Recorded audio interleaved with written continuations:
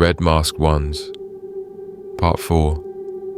The night surviving the third game felt like a miracle, but that night, sitting in that hall, I realized none of us had truly survived.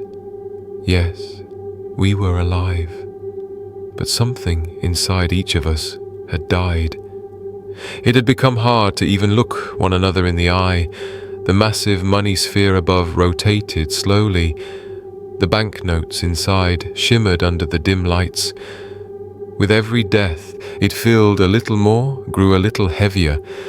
A fortune bought with blood. Kerem and I sat at the same table for dinner.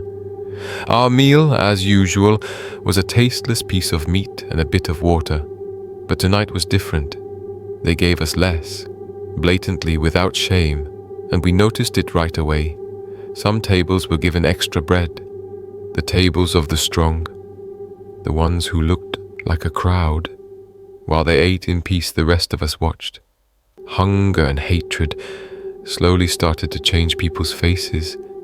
Kerem leaned toward me and whispered, "This is intentional. They're trying to turn us against each other." He was right. And it had already begun to work. When the lights went out that night, there was first dead silence. Then a scream. A girl had been stabbed in her bed. Then another scream, and another. A massacre had begun in the dormitory. I jumped to my feet in panic. I woke Kerem up by force. We grabbed metal rods, pulled together with a group of others, and stacked up bunk beds in a corner to make a barricade. Because we understood this wasn't a new game. This was a test. Were we willing to kill just to survive? The Red Masked Ones did nothing. The cameras watched us in silence, and we had turned on each other. People were killing for nothing more than a piece of bread.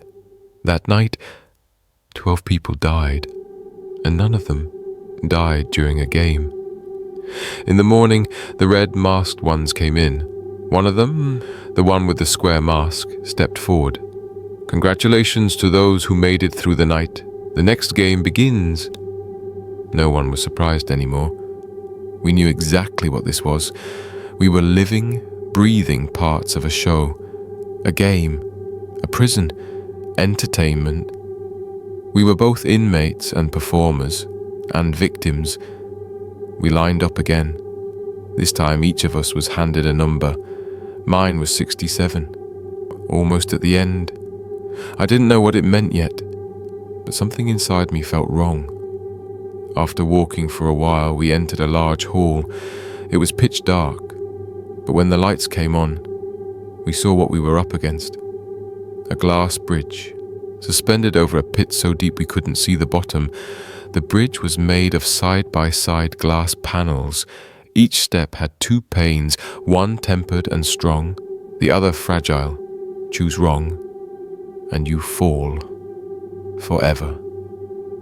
The mechanical voice echoed. "Proceed in the order of your numbers. Only one person per panel. You have 15 minutes." The first player stepped forward. He trembled with every movement. He made the first step, then the second. The glass shattered. His scream echoed from below. The second player. Same fate. I was number 67. Those ahead of me were slowly thinning out, but with each fall, time ticked away. That's when it hit me. Being near the end meant safety, but if I waited too long, I'd run out of time. Either I rushed or I died. The players behind me started to panic. They pushed. I picked up my pace. When I finally reached the bridge, there were still footprints on some of the glass panes. You could tell which steps were safe, but near the end, no one was left ahead of me. No more clues, just choices. With sweaty hands, I whispered a prayer. I stepped forward. The glass cracked, but didn't break. I jumped to the other pane. Another step. Only 3 rows left. Time was nearly gone. Someone behind me screamed, "Move! Run! Or we're all gonna die!" I ran. Just as I jumped across, someone behind me fell. The sound of the glass shattering tore my soul apart. But I had made it to the other side. That night, I cried for the first time. Winning didn't mean surviving anymore. It just meant not dying yet.